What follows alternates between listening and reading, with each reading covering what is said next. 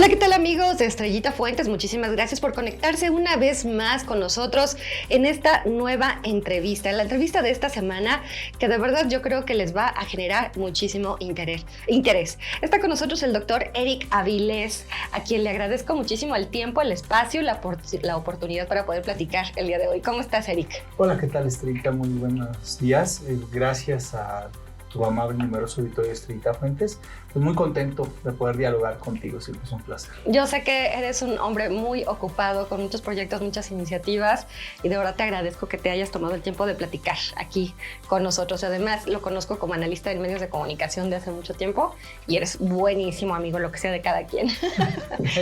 A ver, Eric, para la gente que no te conoce, me gustaría que nos platicaras un poquito acerca de tu semblanza, de tu perfil biográfico, porque pues sí te vemos mucho en los medios, eres articulista en un importante medio de comunicación también impreso aquí en Michoacán, pero a ver, cuéntanos, ¿eres moreliano? ¿Qué estudiaste? Y sobre todo, platícanos cómo fue que derivaste en el tema educativo. Bueno, pues sí, soy moreliano, mis padres son maestros normalistas. Yo soy egresado de la escuela pública desde el preescolar hasta el doctorado, aquí en Morelia. Estudié ingeniería en electrónica en el TEC de Morelia. Ingeniero electrónico. Luego hice una maestría en administración. Pensé en que como había poca industria en Morelia, en algún momento podría necesitar habilidades directivas para pasar a ocupar algún cargo directivo si se acomodaba todo en algún eventual escenario laboral en la iniciativa privada. En ese proceso me involucré en un proyecto de CONACYT. Yo necesitaba titularme rápido, graduarme de la maestría, y me invitó un doctor, mi maestro en la facultad, en la maestría, a un proyecto sobre el aguacate.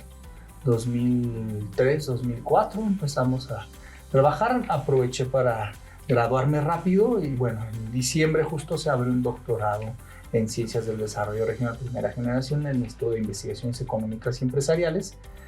Aproveché para aplicar, pero ya aplicando, bueno, el tema eran redes de exportadores de aguacate hacia Estados Unidos. Entonces fue un análisis del sistema producto, de la competitividad y recomendaciones para cerrar los lazos, mejorar el tejido social empresarial entre los exportadores de aguacate. Entonces en enero, cuando ingreso al propedéutico al doctorado, cambio mi objeto de estudio, o sea, la misma situación de redes, articulación, actores económicos, actores sociales, actores políticos, pero ahora hacia el turismo en Morelia. Entonces hice una tesis sobre la competitividad del sector turístico en Morelia, que me involucró a hacer estudios cruzados, usé el método de triangulación, nos pusimos a ver qué opinaban los empresarios, qué opinaban los funcionarios del sector turístico y, en contraste, qué opinaba la población económicamente activa. En ese proceso de estar sistematizando las encuestas y demás, redactando mi tesis, estuve trabajando en la Universidad de la Ciénega, en Zaguayo, y ahí fui jefe de vinculación, pero bueno, tuve la oportunidad de trabajar coordinadamente en un estudio sobre abandono escolar.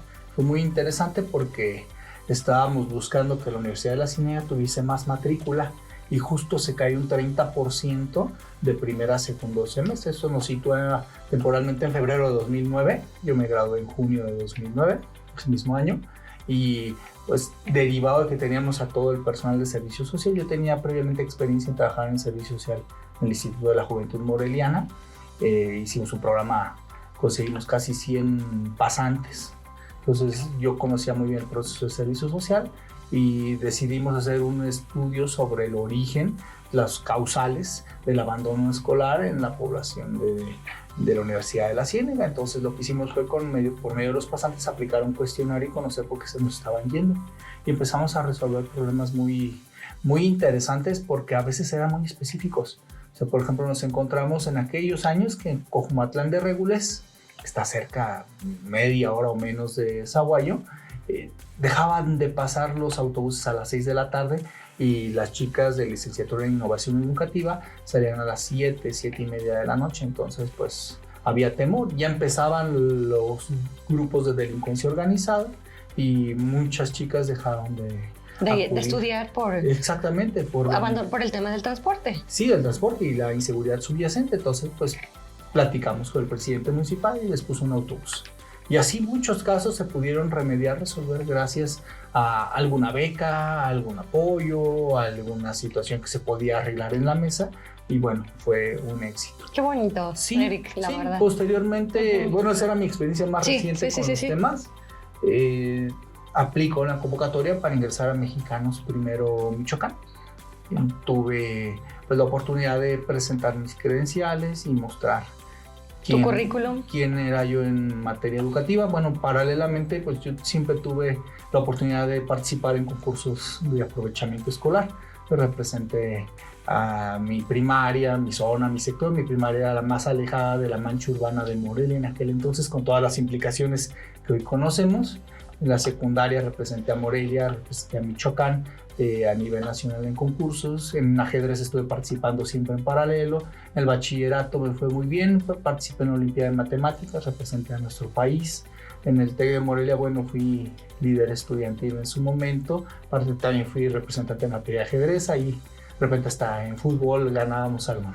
O sea que se te da mucho el pensamiento lógico matemático. Pues si lo viéramos así con las teorías, en el enfoque de Garner, sí, seguramente. De las inteligencias múltiples. Sí, seguramente ahí tenía yo algunas canicas, algunas competencias, no sé, ahora no me he probado. Recientemente no me atrevo a afirmarlo, pero en su momento iba por ahí bien, entonces con todo esto pues pude apliqué y obtuve la vacante de ser director de Mexicanos Primero. Yo todavía no tenía mucha claridad de todas las implicaciones que tendría. Conforme fuimos adentrándonos en la problemática. Descubriste un monstruo de 7 cabezas, ¿no? O de más cabezas. Definitivamente. O sea, muchas de las cosas que yo sabía desde chico cobraron sentido. Mis papás maestros normalistas. Yo acompañaba a mis papás a las primeras marchas que hubo en Michoacán. Me sé el himno de vanguardia revolucionaria y cosas ochenteras por el estilo, pero desde antes, entonces todo fue acomodándose y me di cuenta más temprano que tarde que ya me había convertido en un activista, más que en director de una fundación, más que llevar procesos administrativos, había que defender causas. Y hacer posicionamientos. Por supuesto. Oye, a ver, platícame, ¿de qué trata la plataforma de Mexicanos Primero? Mexicanos Primero es una organización de la sociedad civil que aparte, bueno, trabaja en red a nivel nacional, cuya misión es defender los derechos de la niñez y de la juventud en este país, fundamentalmente el derecho a aprender, que viene en materia educativa. En materia educativa, que viene coligado con el derecho a estar, a participar, a convivir en un ambiente libre de violencia y discriminación dentro de las escuelas, para que generen trayectorias completas y al final puedan ser la mejor versión de sí mismos. Tenemos capítulos en Sinaloa, tenemos un capítulo en Jalisco, está incipiente a punto de nacer un capítulo por ahí en la península y bueno, la matriz en Ciudad de México. El primer capítulo regional fue fundado aquí en Michoacán, fue en agosto de 2009, estamos cumpliendo 14 años. 14 años ya al frente de esta plataforma, sí. Pero aparte has hecho un papel excelente, yo que te he seguido la pista, Eric, muy de cerca, porque me parece que eres muy preciso en tus análisis, en tus diagnósticos, más allá de las filias y fobias con las que tenemos que tener esa mirada hacia el tema educativo. Creo que has hecho un excelente papel, has hecho señalamientos muy puntuales, radiografías que nadie está haciendo. Entonces, yo sí te reconozco esa parte tuya, esa trayectoria tuya y el desempeño. Y hablando precisamente del tema educativo, mi querido Eric, uno de los temas que ahorita precisamente están sobre la mesa ante la opinión pública nacional y local, pues tiene que ver con pues la publicación de estos nuevos libros de texto, muy en línea con lo que se denomina la nueva escuela educativa. De lo cual me gustaría partir de ello primero, ¿no? ¿De qué trata esta la nueva escuela mexicana? La nueva escuela mexicana, ¿de qué trata? ¿Cuál es el sentido?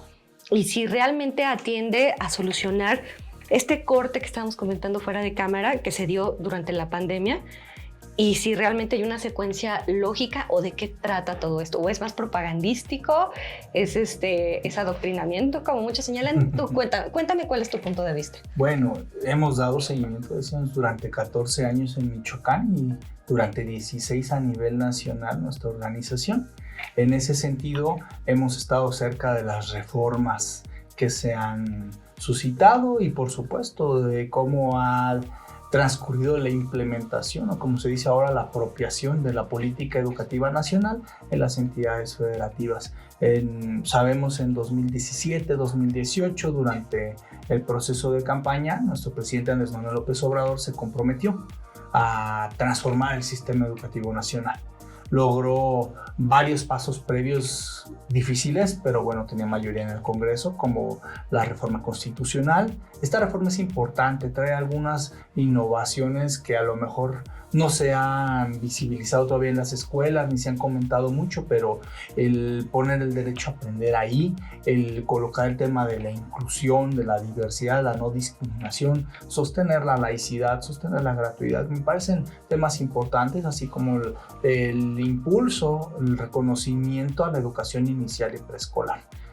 Todo esto visto desde un enfoque de derechos, creo que la reforma que se hizo en 2019 bajo este mandato es positiva, totalmente positiva en materia federal a nivel constitucional. Después vienen las leyes generales, dicen el diablo está en los detalles.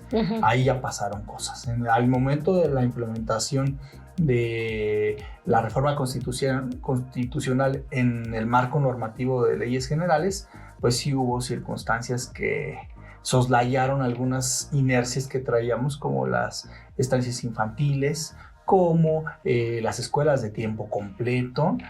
O sea, esas se cancelaron. Exacto, y algo muy grave también, el Consejo Nacional de Participación Social en la Educación. Es el sistema de gobernanza más grande que se ha creado en la historia de México. Imaginemos una sociedad de padres de familia con maestros, directivos, estudiantes en cada una de las más de 200,000 escuelas del país, con una representación municipal, a su vez una representación estatal y un Consejo Nacional.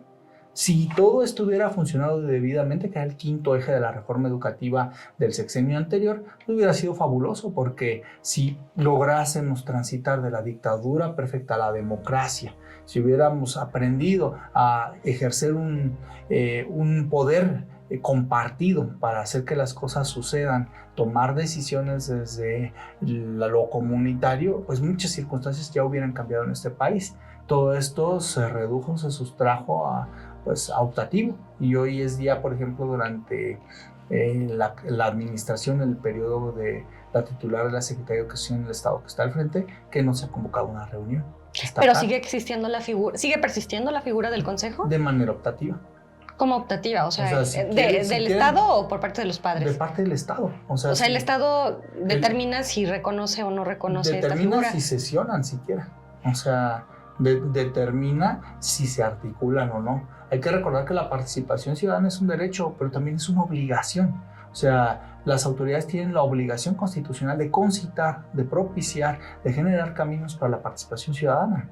No se trata de que nosotros salgamos a las calles, se trata de que se organice y se articule este modelo de gobernanza que nos saca de los actos de autoridad, de las políticas gubernamentales que en muchas ocasiones terminan desbarrancando porque no cuentan con la validación, con el soporte, la legitimación, pero sobre todo con muchos ojos y muchas neuronas que abonen a la transparencia y la rendición de cuentas y a la mejora continua. Todo esto no está sucediendo hoy, pero bueno, es parte de las circunstancias que se quedaron en el camino de las leyes generales y de la presupuestación. Llegamos ahora al proceso, a la madre de los procesos, la reforma del modelo educativo. Se genera lo que se denomina la nueva escuela mexicana, también con sus vicisitudes, la falta de consulta, la falta de participación social y bueno, también una política gubernamental construida por no todos los mexicanos ni todos los actores interesados, y en ese proceso queda de verse la validación, el pilotaje, muchos materiales que debieron haber estado en las manos de los maestros hace un par de años. El año pasado, y bueno, ya más bien el ciclo escolar pasado, y en enero, febrero inicia la carrera contrarreloj para construir los libros de texto gratuitos que hoy están, algunos, en su mayoría, en las escuelas públicas mexicanas, en muchas privadas también están llegando, con ahí también sus circunstancias. Los libros de texto gratuitos se construyeron una vez más con unos cuantos consultados, no con todos los actores que se deberían. No una consulta tan pública. No fue una consulta tan pública. Participaron, por ejemplo, en Michoacán participaron 40, ¿no? 46 docentes, pero que no nos queda claro si estaban frente a grupo. Ya. O sea, de personal comisionado. ¿Cómo cuál fue el criterio de selección? Pues pareciera ser que invitaron a personal que estaba pues no tan entretenido, no tan inmiscuido con algún proyecto educativo, porque pues no invitaron a nadie frente a grupo que todavía se sepa.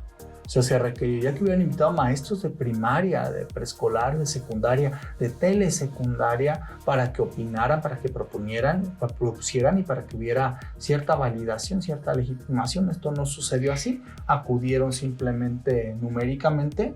Los perfiles de los docentes son muy fáciles de rastrear, ya se publicaron algunos nombres y pues nos vamos a encontrar ingenieros, personas que están dando clase en universidades privadas paralelamente a su función docente, que tienen plazas de docente o de director de primaria, pero que están comisionados en otras áreas. En tareas administrativas. Exactamente, que no tiene nada que ver. Sindicales también. Pues sobre todo administrativas, personal afín a administraciones pasadas, comunicadores, en fin, personas que definitivamente no tienen o sea, no se buscó tanto como el perfil pedagógico, de un pedagogo, digamos, un maestro que esté frente a grupo. No tenemos registro hasta ahorita de lo que hemos revisado de que haya habido docentes, uno, que tengan perfil normalista, que sería lo idóneo, y dos, que hayan estado frente a grupos simultáneamente cuando se hizo el pilotaje. Cuando se les invitó a este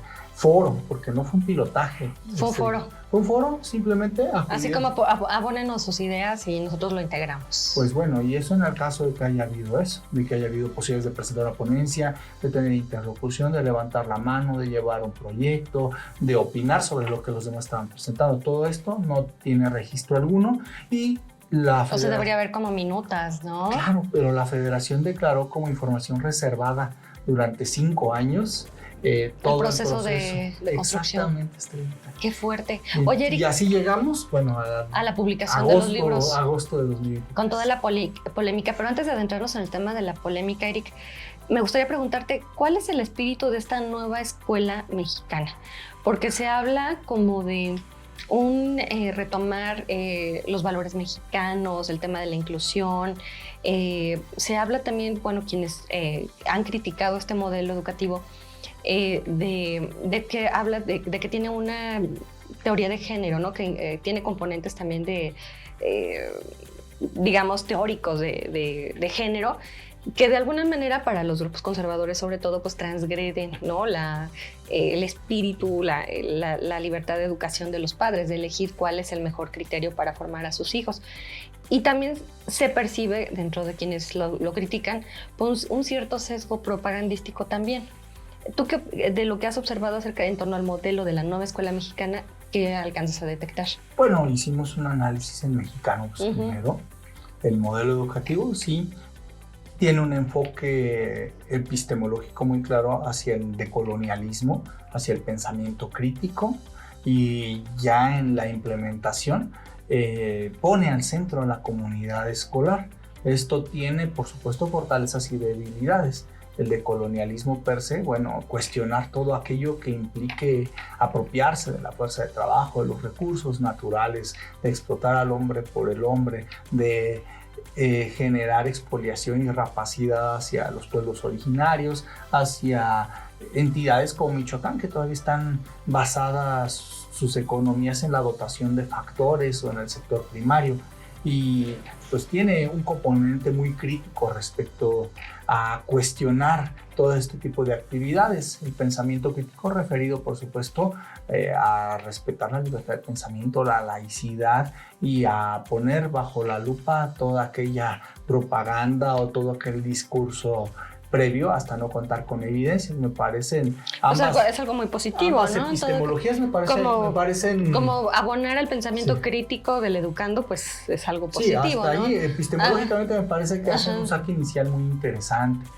Ya en cuanto a poner a la comunidad al centro, tiene sus dilemas. Incluso lo han reconocido pedagogos muy orgánicos como Ángel Díaz Barriga y algunos más, que hay dilemas en la comunidad, porque no todas las comunidades son buenas. O sea, no todas las comunidades profesan los mejores valores para las niñas, niños y jóvenes. No todas las comunidades son sostenibles transgeneracionalmente y están entregando la estafeta del bien hacer, del bien convivir, de la libre empresa o de buscar desarrollarse, de emigrar positivamente, de quedarse en sus tierras y generar innovación y desarrollo.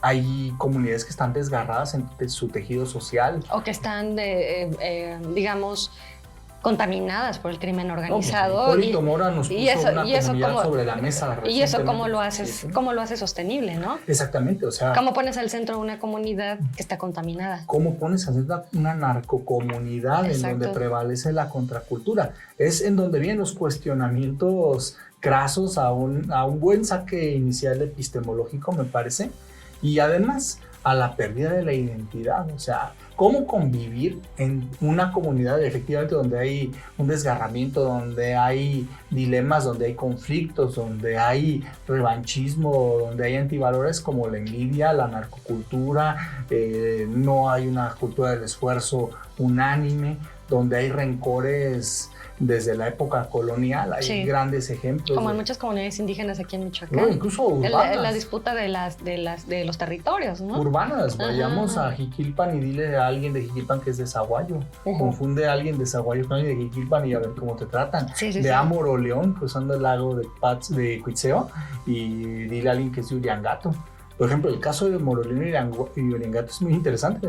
Uriangato es fundado, pero después viene una epidemia de lepra. Moroleón era el leprosario y a la fecha todavía no terminan de digerir. De superar. Exactamente. Okay. Entonces es muy delicado. No es bueno, como en todos los retos educativos a lo largo de la historia de México, Eric, es imposible establecer un modelo único de educación. Exacto, ¿no? Yo creo que porque tenemos nuestros regionalismos, nuestras cosmovisiones indígenas. O sea, estamos hablando de un México, pero con muchos Méxicos. Sí, incluso Michoacán hay 10,000 comunidades casi.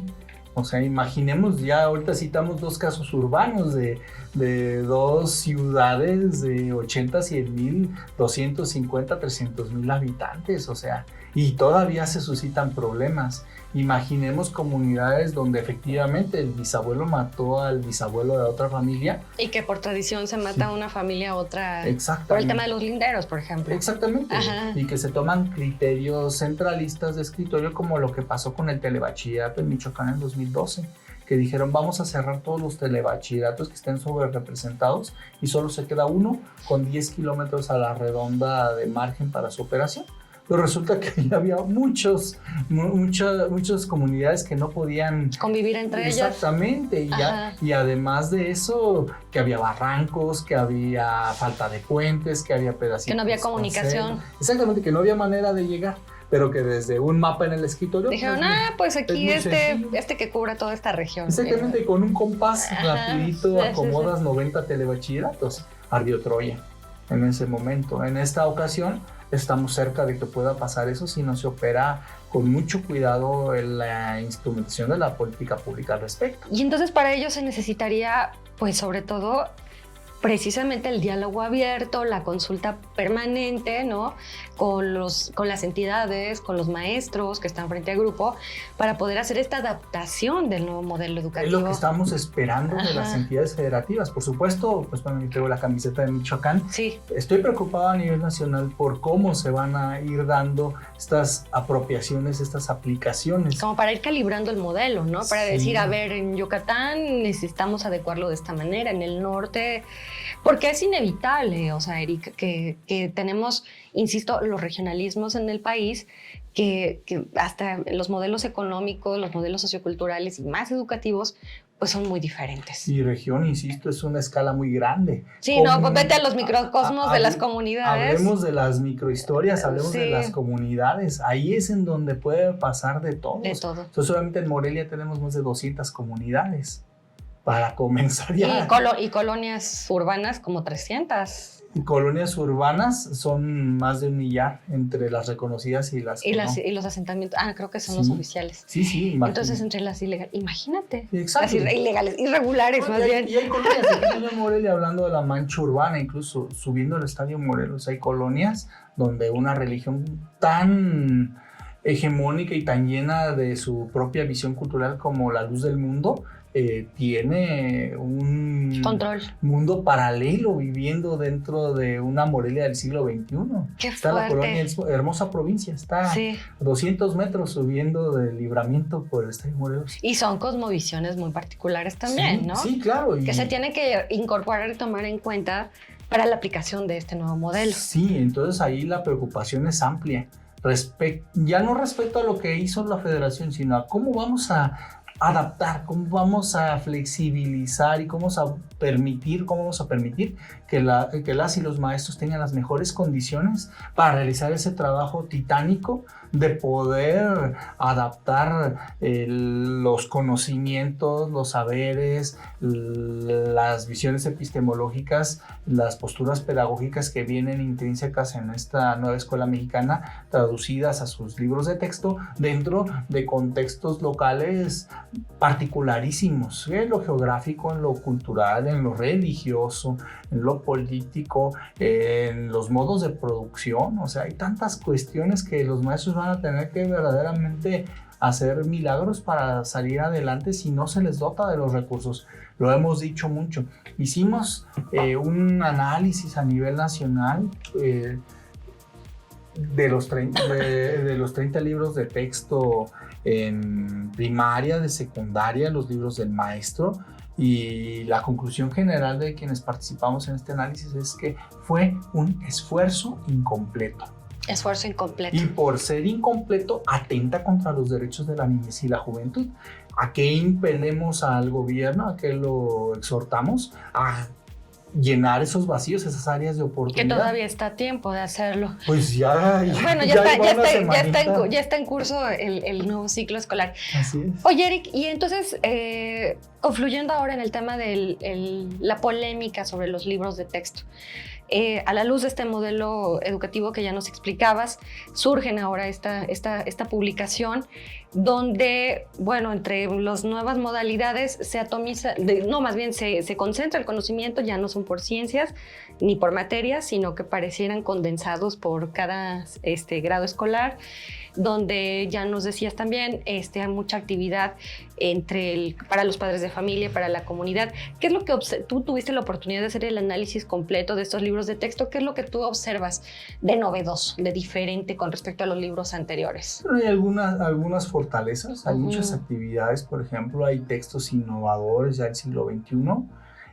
preocupan otros vacíos que se generan, y sobre todo pues hay áreas de urgencia. O sea, el que haya matemáticas, por ejemplo, es favorable, y sí lo están, no como se ha dicho. De que se había reducido al mínimo. El problema es qué tanta práctica, qué tanto reforzamiento tienen del aprendizaje en un área como matemáticas. A mí me preocupa mucho. Bueno, ya platicaba en mi perfil personal, que es un área a la cual yo le he dado mucho interés, le di mucha preponderancia en la primera mitad de mi vida hasta ahora. Y al no contar con actividades de reforzamiento, pues pareciera ser que es algo intrínseco al aprendizaje. O sea, puedes estar desarrollando, no sé, pirámides, construyendo pirámides, y ahí dices, bueno, el área de la pirámide, ¿no? Perímetro por apotema sobre 2, y empiezas a hacer tus fórmulas para ir calculando las diferentes superficies o la altura y el volumen ya completo. Pero no es suficiente. O sea, estás trabajando ecuaciones, pero las ecuaciones a veces necesitan una aplicación. Además de una aplicación, pero primero conocer muy bien el algoritmo, y segundo, un reforzamiento O sea, no basta con que te digan cómo para ya estar listo tú para calcular el volumen de tu pirámide, ¿no? Ya por tu cuenta. Exactamente, ya te pusieron. O sea, puedes hacer la aplicación, bueno, digamos, hacer el ejercicio dentro de los libros, pero no te dan la fórmula como para que tú ya lo calcules por tu cuenta. Y sobre todo, muchas veces las matemáticas necesitan repetición también. El ser humano también aprende por repetición. Y más en el pensamiento lógico. Recordemos aquel librito que llevamos, Estrellita, en la secundaria, los ejercicios lexicológicos. ¿Te acuerdas? De Carmen Salinas. Sí. Sí, me acuerdo. Yo, sí. Que no era la actriz, era una autora que, ¿te acuerdas? Yo me lo metieron en la prepa. Yo me acuerdo de A, preposición, A con H, exclamación, HA del verbo, inflexión del verbo haber. Exacto. Todavía me acuerdo, porque nos lo metieron así a rajatabla. O sea. A mí me parece que hay oportunidades, áreas de oportunidad, decía el director general de Conalitej, Marx Arriaga, decía que los libros tienen áreas de oportunidad. Yo le tomo la palabra. Creo que, o sea, le das el beneficio de la posibilidad, pues. Pues es que es un hecho. O sea, hay áreas de oportunidad de generar todos esos cuadernillos de reforzamiento. Ya. De hacer fes de erratas, de buscar la manera de monitorear también la implementación, porque pueden pasar cosas. Ya sabemos, por ejemplo, en Michoacán, tenemos casi el doble de plantilla de personal respecto a quienes están frente a grupo. Entonces, o sea, hay más personal administrativo que... Hay más personal fuera de grupo que frente a grupo. O sea, prácticamente 50-50 en el... ¡Qué fuerte! Sí, y eso está aprobado. Ahí está la nómina educativa en el portal del FONE, para quien guste verlo. Más toda la nómina estatal que no se ha terminado de federalizar, que sigue en una bonita caja negra. Por lo cual hemos exigido desde 2009 que se federalice la nómina bajo los criterios del FONE. Sí, fuimos nosotros quienes pedimos la federalización de la nómina en su momento, desde prácticamente el lanzamiento de Mexicano. Porque eso obliga a la transparencia, ¿no? Totalmente, obliga a tener criterios trazables, al menos los mismos que en el resto del país. Obviamente, como está Michoacán, sería mejor subirle 2 o 3 rayitas a los criterios de transparencia del FONE, pero pues ahorita es lo que hay y no costaría ni un peso meter a criterios FONE. Esto, por ejemplo, sería una propuesta que pueden perfectamente aprobar los diputados locales. Al momento de la aprobación del presupuesto de egresos del Estado, ahí pueden decir, bueno, pero el dinero que va a la nómina educativa se va a fiscalizar de la misma manera que lo hace la Federación, y jalamos, copiamos y pegamos las medidas de transparencia, los candados. Pero bueno, este es un... Entonces tú ves a los libros como perfectibles. Sí, totalmente. Lo dijimos. Y le das el beneficio de la duda a Marx Arriaga de decir, bueno, ok, sí, puede haber una manera de mejorarlo. Sí la hay, o sea, definitivamente los libros ya no puede revertirse la política que ya está establecida. Ya están, bueno, es que a estas alturas sacar los libros de las aulas, reimprimir y demás, lo que se ocupa es mejorar. Incluso uno de los grandes enfoques de la reforma de Andrés Manuel López Obrador es la mejora continua. Me extraña sobremanera por qué razón no le han tomado la palabra al presidente, y en este caso estamos justo. Como que se estacionó la opinión pública en el tema de la crítica, ¿no? Sí, pero no de la movilización. Pues ya están los niños en las aulas. Pero no de la movilización de decir, a ver, vamos a ponernos de acuerdo, a ver, autoridad, quiero participar, quiero ver cómo podemos mejorar este ejercicio, ¿no? Vamos corrigiendo. Vamos corrigiendo sobre la marcha. Sí, hay maestros heroicos, pero también hay maestros jubilados, hay académicos, hay activistas, hay medios de comunicación, hay profesionistas que de mil amores, si se les convocara, podríamos revisar e ir subiendo cuartilla por cuartilla las 3, 4, 5 observaciones de todos los libros de texto gratuito. Generar una plataforma así me parecería fabuloso para poder tener observaciones puntuales, específicas. ¿Sabes? Puede ser como una herramienta digital colaborativa, por ejemplo, una edición colaborativa en línea. Más que la crítica, creo que viene ya la propuesta. Y las actividades de reforzamiento me parece que las tiene que desarrollar la autoridad, porque los efectos, las consecuencias son graves. Un ejemplo que poníamos antes de iniciar, los ficheros de actividades. Los libros están llenos de actividades para las familias, actividades para la comunidad. Las comunidades, bueno, ya dijimos, no todas son de lo mejor como para andar en la tarde noche buscando al vecino y preguntarle algo cuando eres niña y tienes 8 años, ¿verdad? pero en los mismos hogares, más allá de situaciones ya de nota roja, ¿cuántos papás tienen o tenemos tiempo de hacer una actividad en familia diario durante las tardes para todas las tareas de nuestros hijos? Cuando tenemos comunidades migrantes, donde nada más existe la madre que está al frente de la casa, del hogar, o tenemos profesionistas que trabajan tiempo completo, tanto el papá como la mamá, sí, para poder generar un ingreso digno a la familia, ¿no? Ciudades dormitorio, Villas de Oriente, Misión del Valle, Villas del Pedregal. O las mamás que trabajan y que se llevan los niños al trabajo, ¿no? También. Exacto, imposible. O sea, realmente el generar tanta descarga sobre los padres nos pone en riesgo de que se eleven las asimetrías entre los hogares de quienes sí tienen un papá o una mamá con una licenciatura, pero que tienen también un horario de 9 a 2 y pueden perfectamente pasar por los niños, hacer las tareas, hacer de comer y convivir. Ese modelo de familia ya suena a privilegio hoy en día, cuando tantos michoacanos viven bajo la línea de la pobreza. No, y mexicanos también. Sí, claro. Estamos hablando de pues un 60% aprox de la población. Imaginemos, los que son pobres y los que son vulnerables. No, pero además, como padre de familia, no es en términos de simetría, no es lo mismo alguien con un determinado grado escolar, alguien que pues una población quizás analfabeta que ni siquiera habla el español, ¿no? Por ejemplo, en el caso de las comunidades indígenas originarias. Sí, o sea, en Michoacán, 1 de cada 6 padres de familia termina una licenciatura. 5 de cada 6 estudiantes estarán en manos de un padre de familia que no porque no pueda ni quiera, sino porque no le da. Simplemente no sabe, no tiene los conocimientos. Ajá. O sea, de ese nivel se elevarían las asimetrías en caso de que el modelo se aplique a rajatabla sine qua non y pues las consecuencias vendrían como fichas de dominó. Pero imagínate cómo venimos de un modelo, de un contexto de pandemia donde se descargó también la mayor parte de la responsabilidad en los padres de familia, que eran los que tenían que tener a los chiquillos conectados en la computadora, si es que les daba para una computadora, o las que yo recuerdo en alguna colonia acá en San Miguel del Monte, aquí en Morelia, que la mamá le tenía que pagar meter a su teléfono 300 pesos para que el chico se pudiera conectar a la clase, y les mandaban las tareas por WhatsApp y las mamás tenían que hacer la tarea con los niños.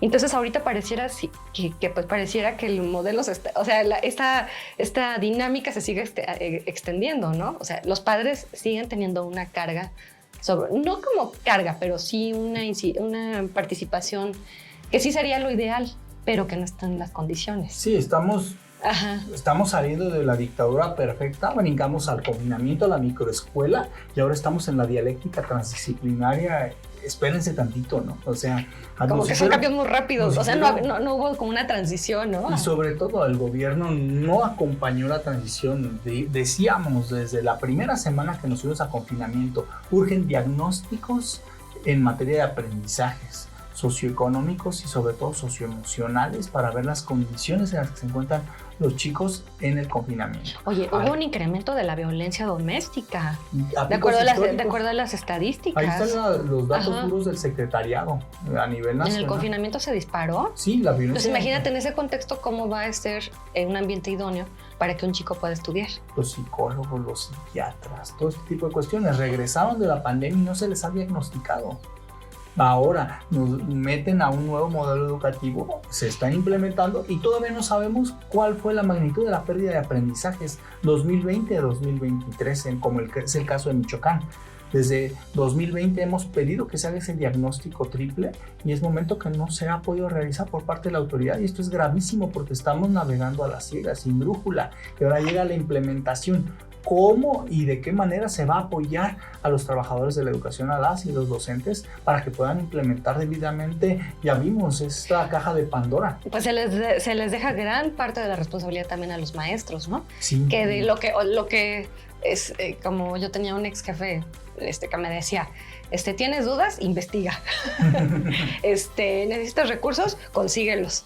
Así como a mí no me vengas a molestar, ¿no? Entonces el maestro pareciera algo similar. O sea, ¿tienes dudas de los libros o del modelo? Investiga o pregunta. O interprétalo a tu manera y necesitas recursos adicionales, pues tú ve cómo les haces, consíguelos, ¿no? Es que ese es el Y punto. y los papás también. Es otra de las consecuencias inmediatas. Ya decíamos que va a generar posiblemente rezago educativo y aparte brechas socioeconómicas en el aprendizaje de los estudiantes.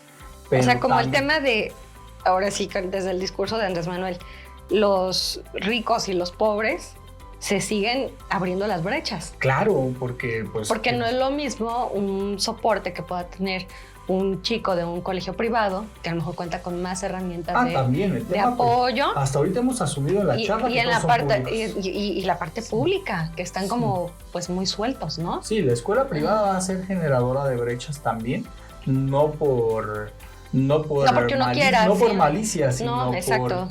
por su operación intrínseca. Al momento de que haya supervisión, que haya seguimiento o que de plano haya un boicot a los libros de texto, malamente una externalidad de estos libros de texto es la monetización.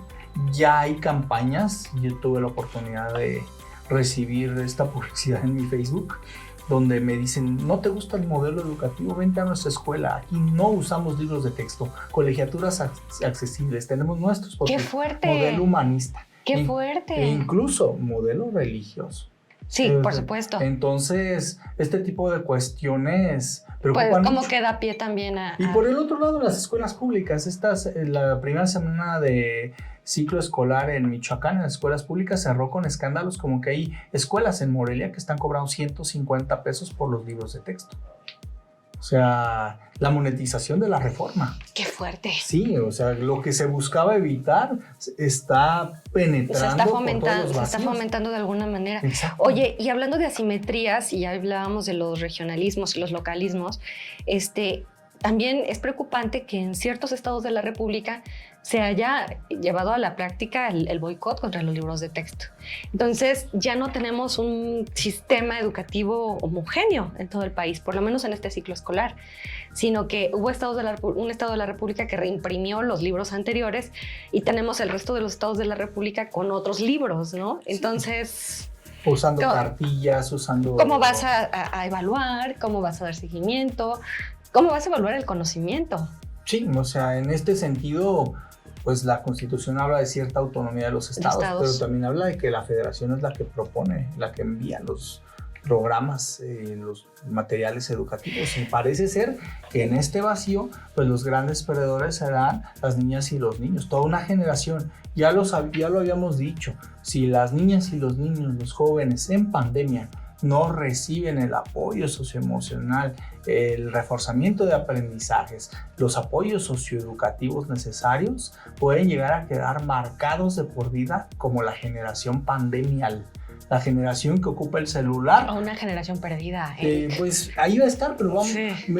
A ver, es que este soneto de Sor Juana, ¿qué quiso decir? Déjame le pregunto a ChatGPT los 3 puntos más importantes del soneto de Sor Juana. ¿O cuánto es 48 menos 23? Espérame tantito, estrellita. Y entonces, generar estos procesos mentales, pues ya va a estar complicado, ¿no? Para los chicos, ¿no? O sea, al no haber tenido las bases, las herramientas durante la pandemia o temas de lectoescritura incluso. Oye, y yéndonos más profundo, hay que recordar que se generan las sinapsis y las conexiones neuronales a la luz de los procesos cognitivos. Claro, y eso en los primeros 6 años. O sea, los clústeres neuronales que te permiten tener ciertas aptitudes y competencias se generan a la luz digamos, de los estímulos para generar ciertos procesos cognitivos de aprendizaje, ¿no? Y eso se habla en los primeros 6 años. Hasta los 8, creo. Sí, pero el 80%, no siguen, toda la vida sigue dándose, pero los primeros 6 años es cuando se aprende más.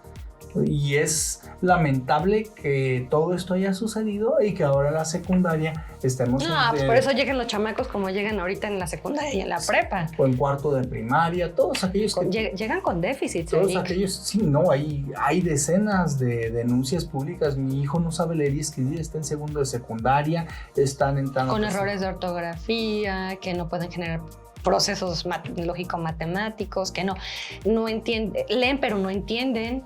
Exacto, o sea, todo esto nos puede llegar a marcar desde por vida una generación que no va a tener las mismas herramientas que tuvimos hace algunos años. Incluso Hubo un estudio, salió la semana pasada del Centro de Estudios Espinosa Iglesias, que habla de que hasta 3 de cada 10 hogares, 30% de los jóvenes, no han logrado, y parece que ya no lograron, superar la escolaridad de sus padres.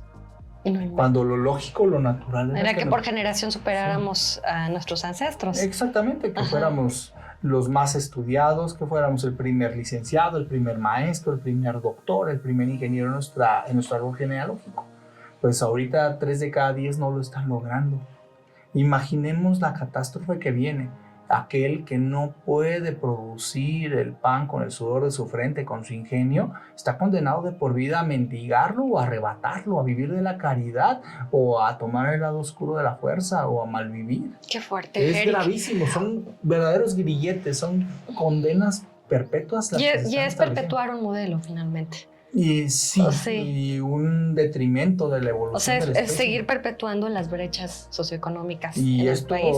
Esto atenta contra la sostenibilidad de nuestra especie, de nuestras sociedades, de nuestras comunidades. Es gravísimo. Es muy fuerte. Lo que puede llegar a pasar. Por eso hacemos ese exhorto al gobierno a la revisión. Tome cartas en el asunto, a que dote a los maestros de formación continua de recursos para que pueda salir adelante esto, que los libros reciban actualizaciones, erratas, complementos. Para eso están los gobiernos. O sea, que estatales. no importa, o sea, ahí están ya los libros. Exacto. Ok, no hay vuelta de hoja, pero vamos a mejorarlos. Exactamente, eso es lo que hemos exigido desde Mexicanos Primero. Pero con un proceso, perdón que te interrumpa, de diálogo abierto, permanente. Claro, no es posible que se cierren las puertas al diálogo y que la autoridad haga sordina. Y por el otro lado, pues bueno, también es momento de reconsiderar los fundamentalismos. O sea, no podemos poner por encima del interés superior de la niñez y de la juventud el pensamiento mágico, las ideologías o aquellos que primero tiraron la piedra y luego escondieron la mano. Primero asusaron y después dicen vamos a generar concordia, viva la paz. O sea, tenemos hoy libros de texto incendiados, tenemos organizaciones beligerantes que no las habíamos visto en décadas participando en el debate educativo, marchas, protestas, politización. Tenemos hoy políticos de lectura veloz, qué bárbaros. Que ya leyeron todos los libros de texto, ya los analizaron que todos. No les conocíamos capacidades de leer una tarjeta informativa de media cuartilla que les pasábamos cuando trabajábamos o cuando estábamos ahí con ellos, y ahorita ya leen y ya... Bueno, eso es un punto bueno de la polémica, ¿no? Que se reactivó la sociedad y también los políticos están como poniendo atención en un tema importante. Vamos a hacer unas olimpiadas de los de conocimiento. Estamos listos con nuestros presidentes municipales, presidentes de partido, diputados, senadores para arrasar con los harvardianos de Finlandia, de Islandia, de Nueva Zelanda. Oye, Eric, y ya por último, digo, nos quedaríamos aquí las horas platicando contigo, pero pues también por respeto a tu tiempo. Todo este nuevo modelo educativo y estos libros de texto abonan, o sea, de alguna manera abonan al contexto de la educación en el país. Considero que dentro de todo tienen elementos positivos. Okay. Es momento de aprovechar lo bueno y de corregir y de mejorar lo que francamente así lo requiere. Ok. Y además aprovechar el momentum que se está viviendo, ¿no? Sí, ahorita O sea, si se puso sobre el centro la educación y la polémica en torno a la educación, bueno, pues entonces hay que ponernos pilas todos, ¿no? Es el super momento en el cual la educación volvió a llegar a la agenda pública, es noticia nacional, materia de conferencias y a todo el mundo le interesa, pues vamos haciendo lo que sí nos corresponde a cada uno desde nuestro ámbito. Eric, pues agradecerte muchísimo tu tiempo. Espero que pronto tengamos la oportunidad de seguir coincidiendo porque sin duda el tema educativo y sobre todo aquí en Michoacán nos da para muchísimo más. Me encantaría analizar contigo el tema del sindicalismo aquí en el estado, del tema de las minutas, las marchas, las protestas. Tú tienes todo el seguimiento sobre este tema y creo que sería como para una parte de esta entrevista. Con mucho gusto. De verdad que me va a encantar platicar contigo, querido Eric. Pues Muchas agradecerte mucho tu tiempo, la verdad. Gracias por la invitación. Y bueno, pues ahí está la invitación. Tus redes sociales para las personas que te quieran seguir. Eric Avilés en lo personal y Mexicanos Primero, www.mexicanos.primero.org y Mexicanos Primero Michoacán también, Facebook, Twitter, Instagram y demás. Excelente. Pues ahí tienen ustedes al doctor Eric Avilés especialista en materia educativa, a quien le agradezco mucho su tiempo. Nosotros nos despedimos. Yo le agradezco mucho el favor de su atención, agradecerle a Jonathan Pérez, mi productor, y también a Poéticas Incluyentes, que nos hayan albergado una vez más en este maravilloso espacio. Nos vemos la próxima semana con otra entrevista más, así que continúen pues en esta plataforma de, ya sea de YouTube, de Facebook y también de TikTok, donde estamos también presentes, para que nos den like, por supuesto, se suscriban y nos sigan. Muchas gracias.